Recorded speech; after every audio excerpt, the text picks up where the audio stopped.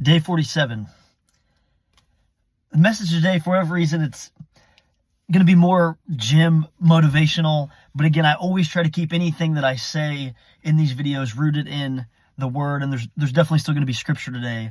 But maybe it's a Saturday, excited to get to the gym here in a minute and lay it on the line, give some really strong effort, and just leaning into the fact that it's not supposed to be easy. It's going to be hard, and loving the process of that.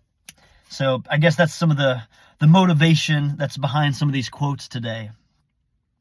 So we'll start with the quote. It goes, "Do not wait to resonate with the characteristics you admire if you are not behaving like those that have them." I'm going to say it one more time. Do not wait to resonate with the characteristics you admire if you are not behaving like those that have them. So what does that mean? Anytime we do something for the first time, we want to pick up a new hobby, something's kind of piqued our interest and we want to learn about it.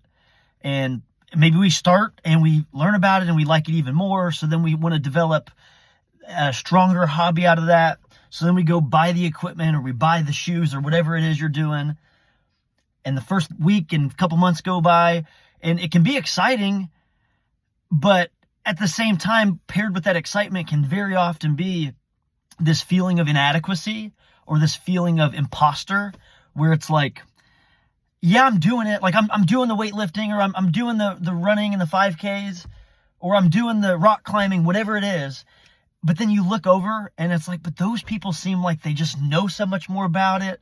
And they've really turned the passion and the interest that I feel like I have. They've really turned it into something. And I just haven't turned it into that yet.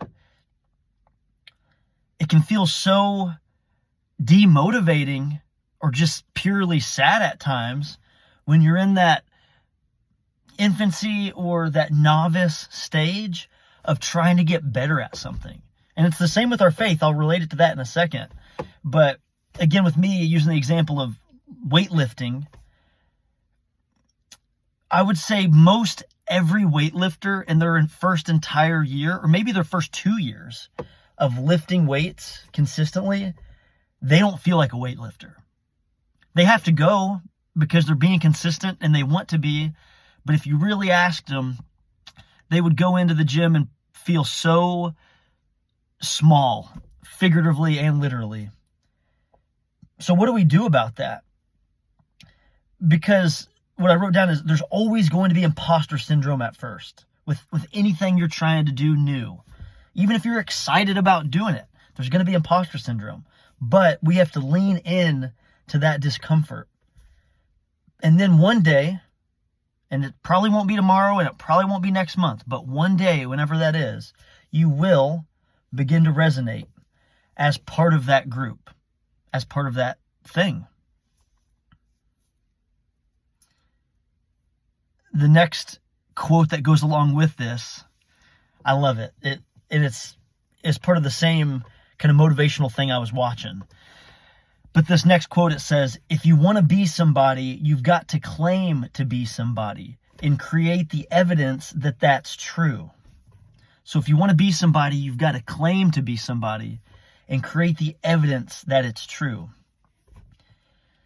Again, we would never follow through and become an expert or become like a strong subscriber or a strong person that has this hobby if we didn't just continue to put in the work with those things. And I can tell you, like, people are so much better for it when they have a thing that they're working towards. They have something that's motivating and driving them. And again, we'll talk about Ecclesiastes 9 here in a minute.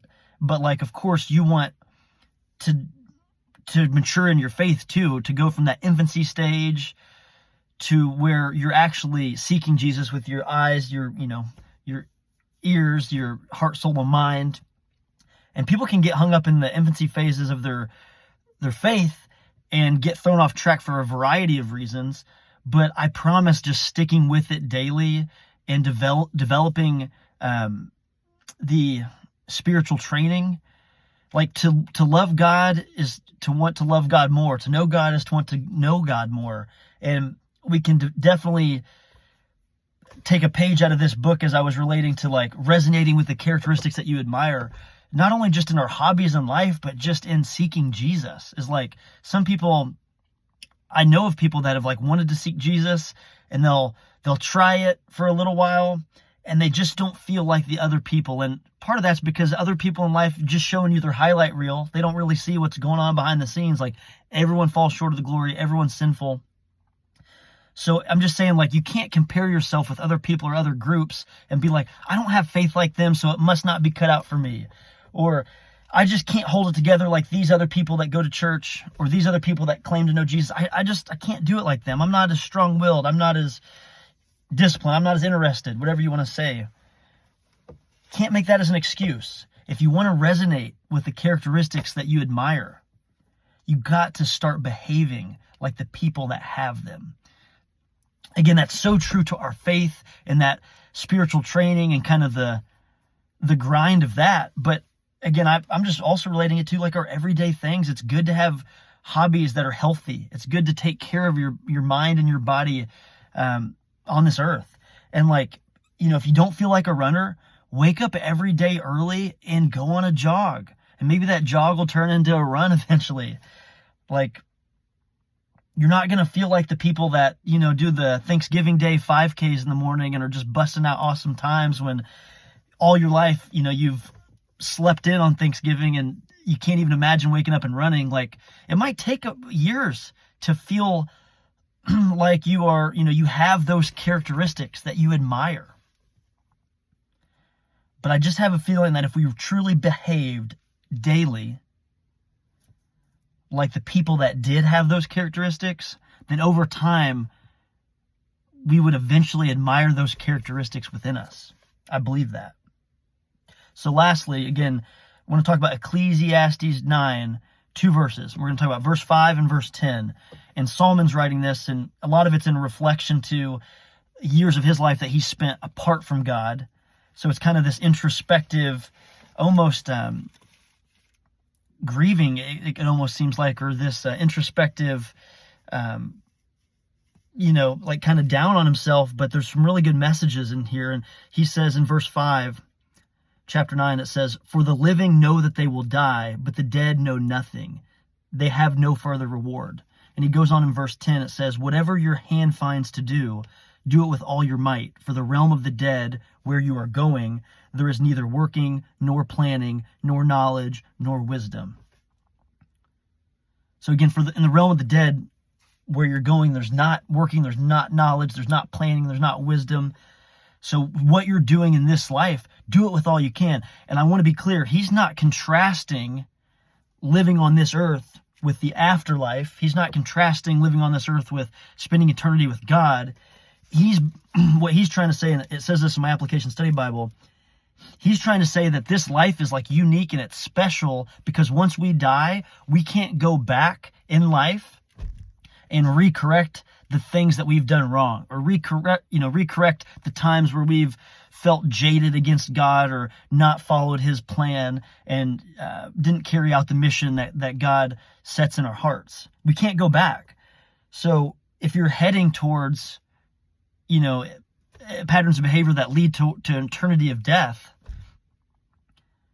don't keep living in that. Like, be intentional. We have a very special and unique opportunity to cultivate this life into a beautiful one that is a light for other people, to carry out the will of God that he's set in our hearts. And if you don't know what that will is, or if you think you just can't feel or see Jesus, I just have a feeling, again, just try to tune into that radio station, that perfect dial where you will be in tune with him. It just takes spiritual training. It takes time.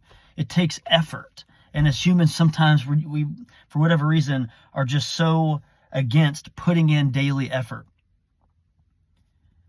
But again, whatever your hand finds to do it with all your might. And in this case, it's like we've got a special opportunity.